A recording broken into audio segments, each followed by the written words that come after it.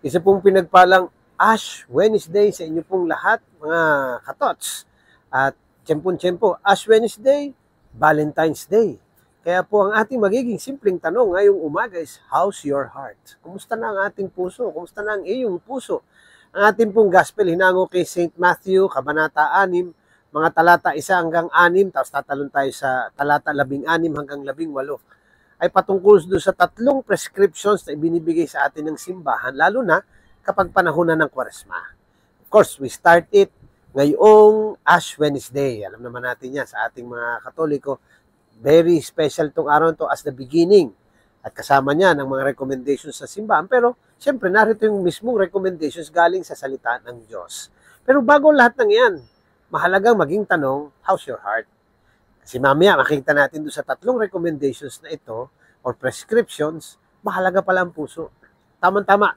Kasi kanina may nabasa akong message sa akin nung umaga ng isa nating lay minister at ang nakalagay doon ay, Jesus is my Valentine. Galing ano?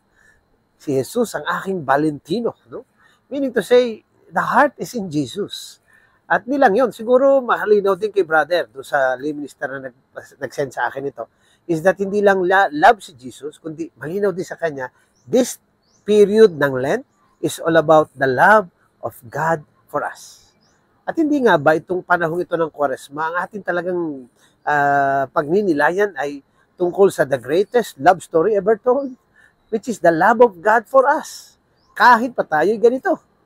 Ay pues, bakit nga mahalaga yung tanong, how's your heart? Why? Because what's in our heart is what comes out in our lives.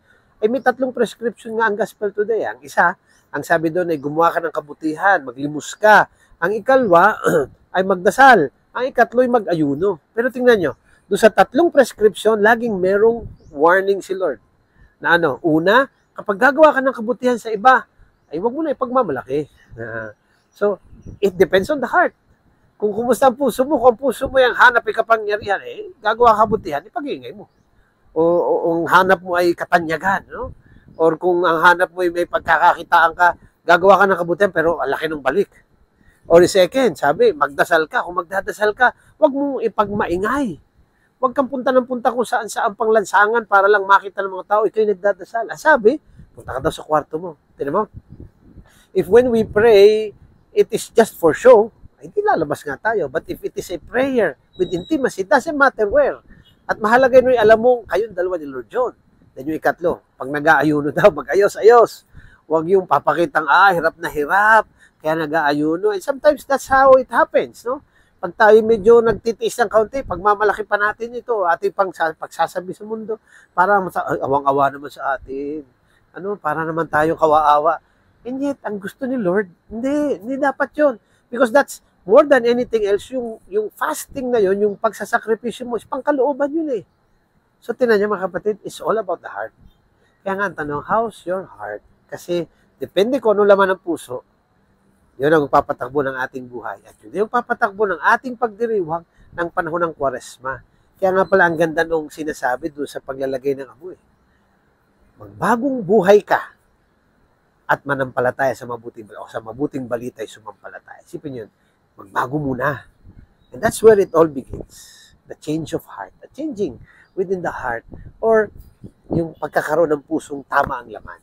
So sana, mga kapatid, maganda ang sagot natin. Kasi kung hindi pa, we have 40 days. And during these 40 days, ang isang maganda, tanggalin ang anumang hadlang sa puso para si Jesus ang maging ating Valentino or Valentine's or love.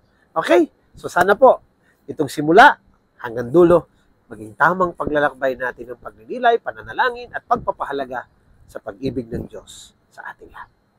Ngayon, siyempre, patuloy pa niya ako sa inyo maging cyber missionaries, mag-evangelize po lagi sana to our social media. Like, share, follow po itong ating page, ang ating Instagram at Thought for the Day, YouTube channel natin, TFTD Blessed and Blessing, at ang ating TikTok at Thought for the Day. At ang ating pagbati na happy birthday sa Valentine's Day na ito, kina Jovita Red, ang apostolado ng panalangin, kay Giorgio Negro, Tante Aguri, Giorgio, Come va la Vita, tapos na rin si Lil Mandy Self, kung ano man ito yung pangalan, happy birthday, kay Kyles Odyssey Teruel, kay Wena Suarez Atienza, kay Beth Monte Alto, kay Maribel Pacurit, kay Sister Femi Villegas, kay Jazz, kay Jerry Cuevas, kay Joseph Castillo, kay Luz Manguera, kay Erica Lorraine, kay Noe Vera, kay Chanel Malvar, kay Carlo Constantino at kay Rujen Manyo. At sama na rin po natin si Bishop Valentin Dimok na nagdiriwang din ang kanyang birthday ngayon.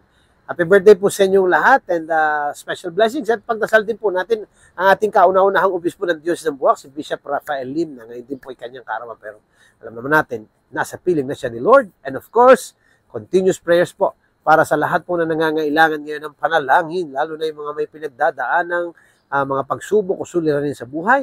And of course, we continue to pray for peace where there is war. At syempre, kung di naman natin nalilimutan si Lord, ang laman ng ating puso, ika nga ng lay minister, Jesus is my Valentine, and ano pa. Always be blessed and be a blessing. Ingat po kayo lahat.